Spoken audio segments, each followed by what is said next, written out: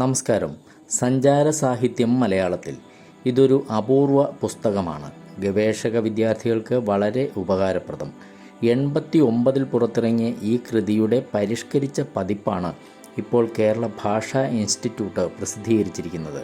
പ്രശസ്ത സാംസ്കാരിക പ്രവർത്തകനും SPCSൻ്റെ ഭരണസമിതി അംഗവുമൊക്കെയായിരുന്ന പ്രൊഫസർ വി രമേശ് ചന്ദ്രനാണ് ഗ്രന്ഥകർത്താവ്.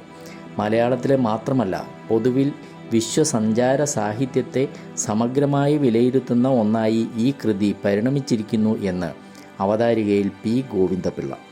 ഇതുപോലെ നമ്മുടെ യാത്രാ സാഹിത്യത്തെ വിലയിരുത്താൻ ശ്രമിച്ച മറ്റൊരു പുസ്തകം പിൽക്കാലത്തും നമ്മുടെ ഭാഷയിൽ ഉണ്ടായിട്ടില്ലെന്ന് പുസ്തകത്തിലെ ഉപക്രമ ലേഖനത്തിൽ വി.